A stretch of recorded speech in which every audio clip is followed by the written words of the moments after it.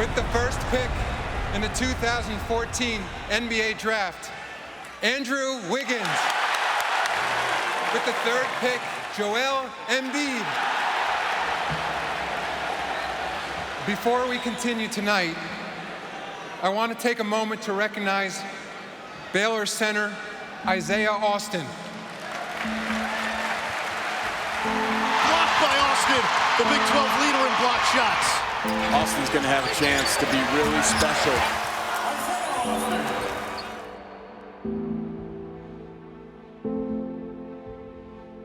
How has the process been over the last couple of days?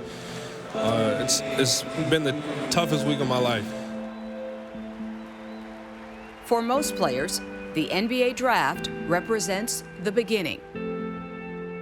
But for one player, it seemed like the end. For him, there was no future. That was it. His life just ended.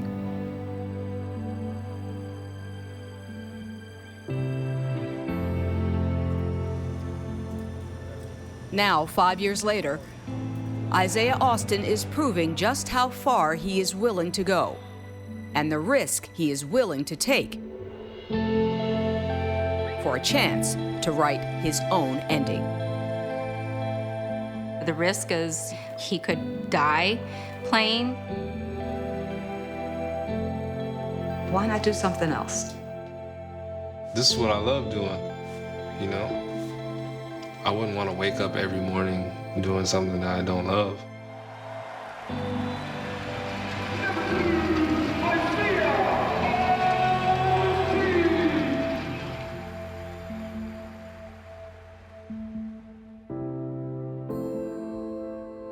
When I'm in the gym by myself, it calms me.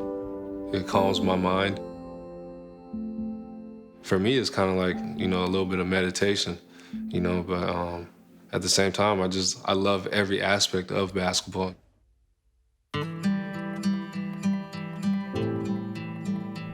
I think he was about 3 years old, and he was bouncing a basketball all over the house. I was like, Isaiah, can you just take it outside? She taught me how to shoot. She always said gooseneck. Every time, finishing a gooseneck, finishing a gooseneck. Growing up in Fresno, California, Isaiah Austin always stood out. 8th grade, he was already 6'8" in 8th grade. He was already dominating because, you know, he got every rebound. He could dribble coast to coast. He could do literally anything on the court. Ever since I started playing basketball, I was like, I want to play in the NBA. So it's just always been my dream.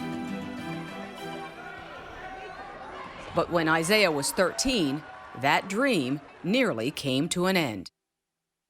I just went up for a routine dunk and warm-ups, and I dunked the ball, and I came down, and it was just like a red curtain was just immediately placed over the vision of my right eye. Isaiah had suffered a torn retina, leaving him blind in his right eye.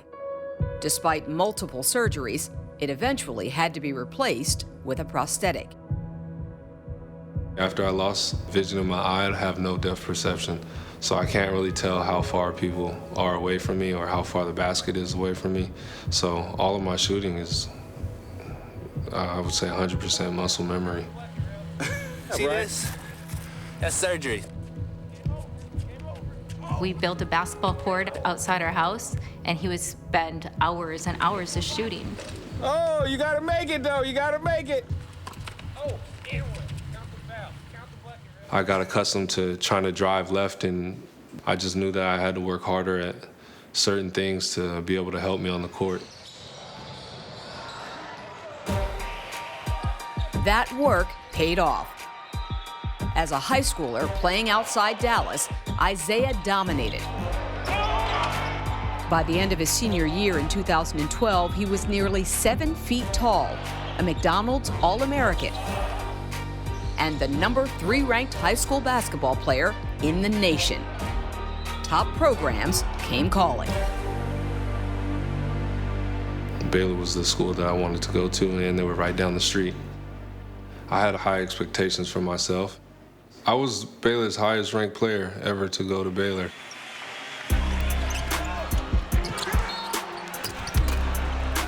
Austin steps out, and the 7'1" freshman nails the three.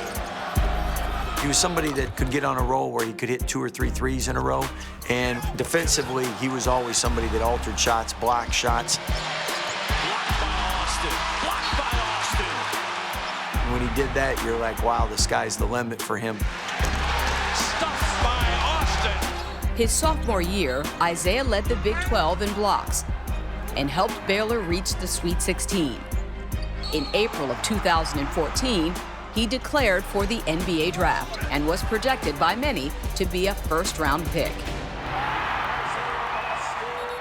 He was just coming into that era where they value the face-up big that can stretch the floor, shoot the three, put it on the floor, make plays.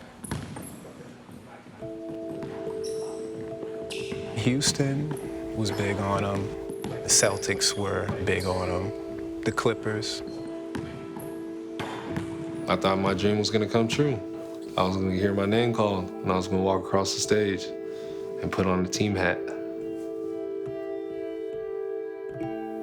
But before the draft in June, there was the NBA Combine in May, where top prospects are evaluated. They kept saying that my joints were extra flexible. So they were like, okay, maybe you have Marfan's, maybe you don't. So when the doc says, you might have something called Marfan syndrome, what did you think? What is that? I was like, what does that have to do with me playing basketball? Marfan syndrome is a genetic disorder that occurs in about 1 in 5,000 people. It affects the body's connective tissue, and Isaiah displayed many of its classic symptoms: unusual height, long, slender limbs, and an increased risk of a detached retina. The most life-threatening aspect of Marfan syndrome is an enlargement or bulging of the aorta, the largest blood vessel of the body. When it gets to a certain size, just like a balloon, it can burst or tear, and that could be life-threatening. And we recommend against the highest levels of competition, whether it be high school, college, or professional, when you carry the diagnosis of Marfan syndrome. Isaiah submitted blood samples to the NBA for genetic testing. 5 days before the draft, on June 21st, 2014, his mother received the results.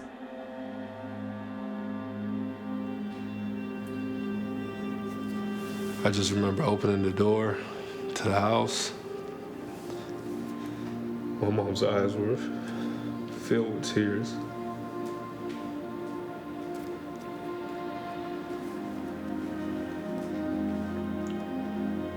So, like instinctively, I walked directly towards her. My mom wiped her tears from her eyes, and she looked me in my face. She just said, "I'm so sorry."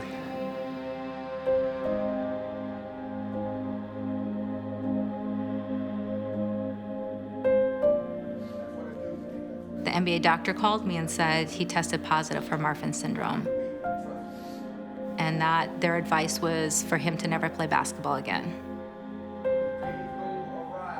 For him, there was no future. That was it. His life just ended. It's all taken away over something that I don't know about, something that I have no control of.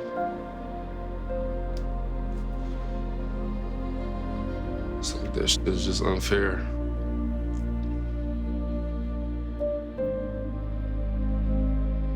At 20 years old, Isaiah Austin's basketball career was over.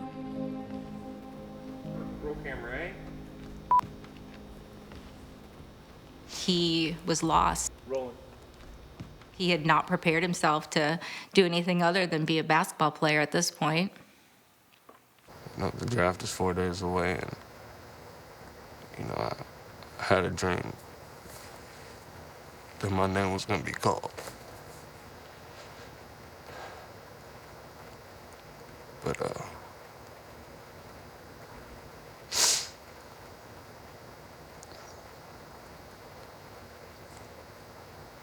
outside. I can't get them.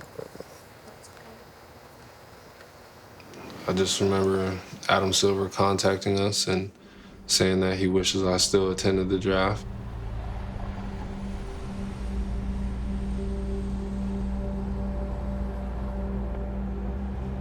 It was a different experience than you thought. Before we continue tonight, I want to take a moment to recognize Baylor center Isaiah Austin.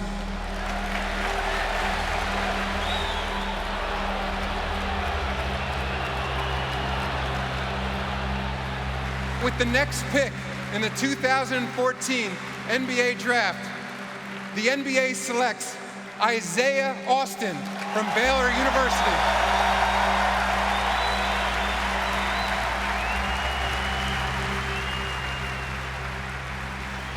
It was like for a moment I was super happy because I was finally being able to walk across the stage.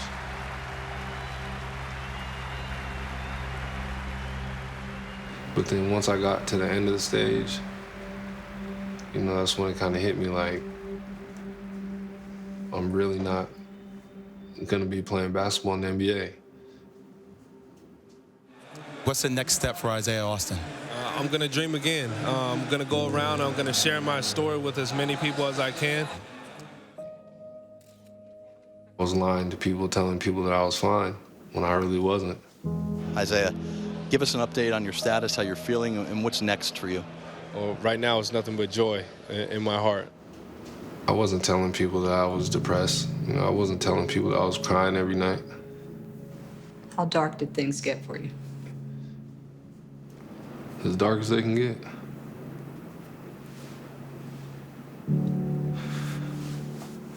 I thought about suicide, but I don't know what stopped me from doing it. But I could tell you for at least a year, probably at least a year of my life, I thought about it every night.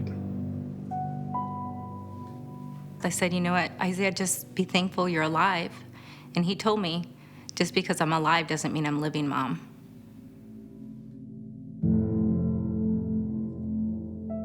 With the help of a therapist, Isaiah learned to cope with his depression. From Baylor University, Isaiah Austin. He started sharing his story on behalf of the Marfan Foundation and went back to Baylor, where he worked with the basketball team. But he could not let go of his NBA dream. What were you even willing to do to allow them to say yes? Anything, sign a waiver saying that, you know, if anything were to happen to me, me and my family, you know, would be liable for it, not the NBA. I tried to get them to do extensive testing on me for my endurance and things like that, and, you know, they don't want to do it. But, I mean, I understand, you know, the NBA is one of the biggest organizations in the world. You know, they have a lot to risk. Isaiah is a very unique case. His aortic root is very, very mildly enlarged. So it's just slightly above the quote normal range by about 1 millimeter or so. So very small. On the scale of Marfan syndrome, he's definitely on the milder side. The summer after the draft, Isaiah started seeing Dr. David Liang, a cardiologist and Marfan specialist at Stanford University. I think it was about a year and a half later, he said, you know, I want to play. And I told Isaiah, okay, well, this is what I think your risks are. I think there is risk. There's no way around that. There's risk associated with playing, okay? What do I think that risk is? I don't think it's super high. Can I say that the risk could possibly be in the range of what's reasonable? And the answer is yes. In August of 2016, Dr. Liang wrote a letter to the NBA stating that, in his expert opinion, playing basketball was an acceptable risk for Isaiah. What did the NBA say? They said no, because the head NBA doctor, even though he's not a specialist on Marfan syndrome, he was going by the Marfan guidelines. Actually, I'm one of the authors on the guideline. You know, you sort of you provide broad guidelines on what to do. But, you know, the world isn't black and white. There are all these shades of gray. And Isaiah's in the shade of gray. I am cleared. I am about to be out here pursuing my dreams.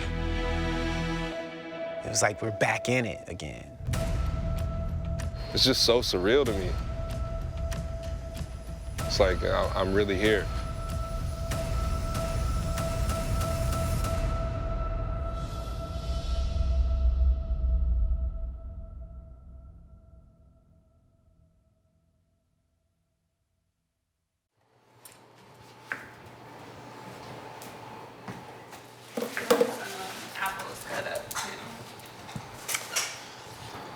Some peanut butter. His favorite.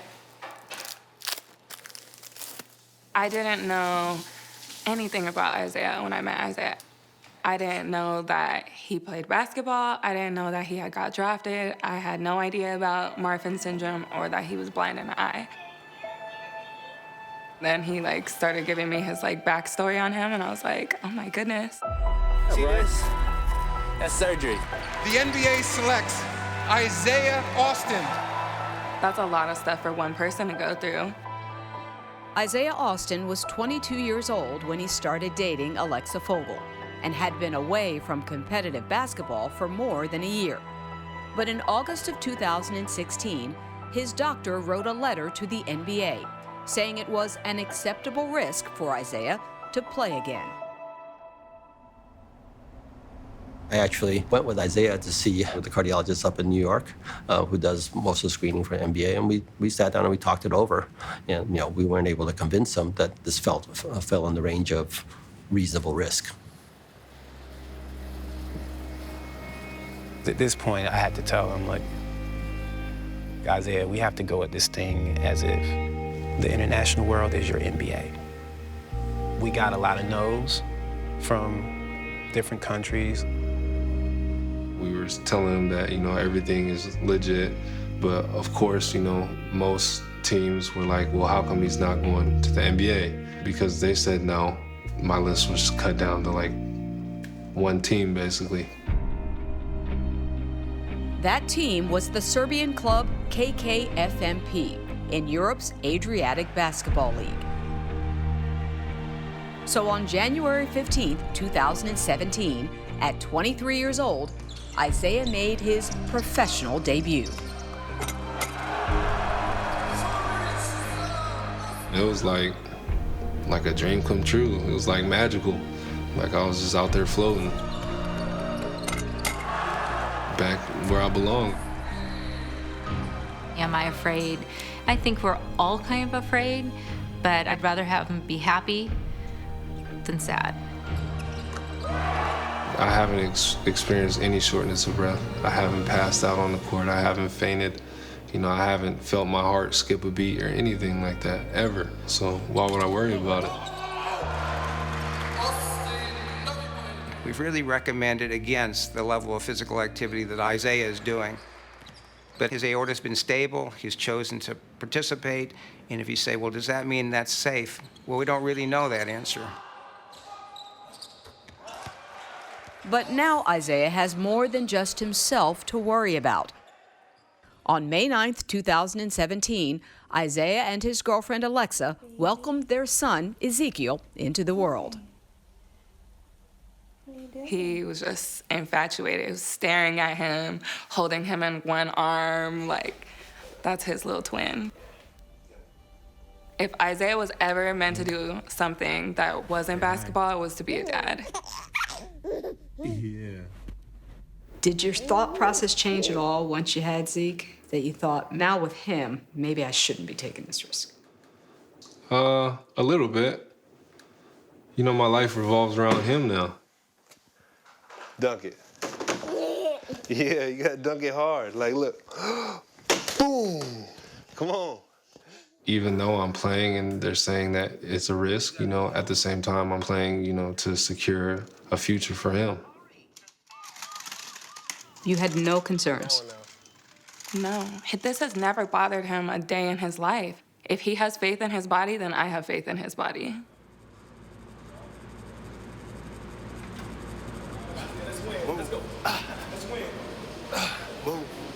In 2018, Isaiah shifted his focus to a bigger international stage. Nice. The Chinese Basketball Association. We're just working, man. I'm trying to reach CBA. That's where I want to go. I want to play in the CBA. I know for a fact that I have the talent, I have the skill. 2 weeks later, he got the call.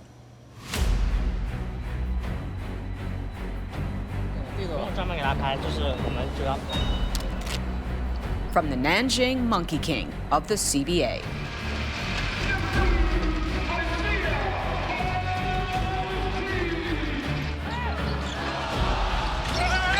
Isaiah quickly established himself, averaging 17 points and 9 rebounds a game. He can shoot threes.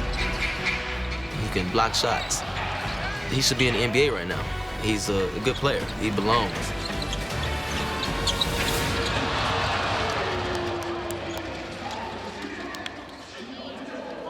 What emotions do you experience just when you step out on the court, like when it's game night?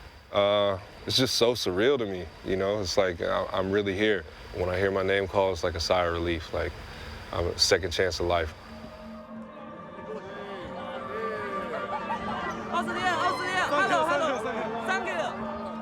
所以说，它是我们中国很多球迷都会说的励志歌。他没有放弃这项运动，没有放弃他自己热爱的这个事业，他能坚持到现在。说实话。 But life here doesn't come without its challenges. Nanjing is a city with the population of New York, but with few foreigners and very little English spoken. Isaiah lives in the team hotel on the outskirts of the city, 7,000 miles from his family in Dallas.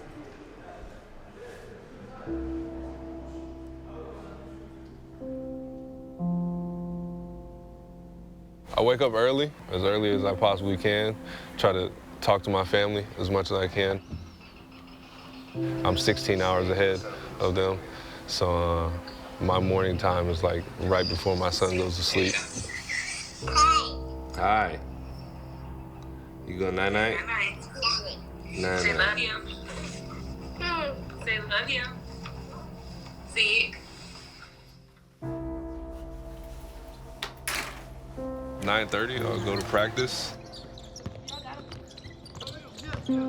By 12, I'm back at the hotel, relax a little bit, and then 5 o'clock, back in practice, and then come back and then do the same thing over the next day. Kind of a little stir crazy, you know, because you're just in the same space forever.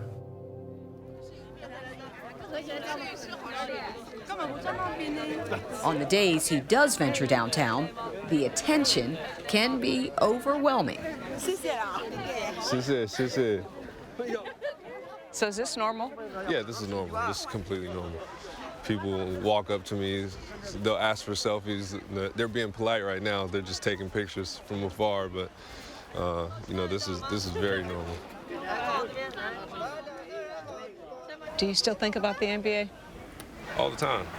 For a while, I had a lot of hate towards them, you know, just because I was like, man, like, I'm cleared to play everywhere else. How come you guys won't give me the opportunity? But, you know, I'm slowly putting it behind me. You know, I don't want to live with hate in my heart. The NBA stance has not changed. The league told E60 it continues to adhere to guidelines from the Marfan Foundation and others prohibiting intense physical activity. So for now, this is the closest Isaiah can get to his NBA dream. Are you happy here, Isaiah? Yeah, I'm happy. I'm happy to be here. I'm just happy to be here. I know that I was once in a dark place, and I'm starting to, you know, see life as, you know, being a happy place again.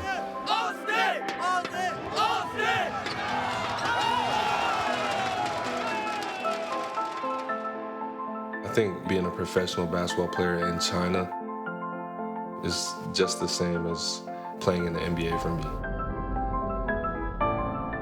This is the dream that I've always had, but it's just not in the place that I want it to be, but you know, I'm living it. So I'm thankful for it.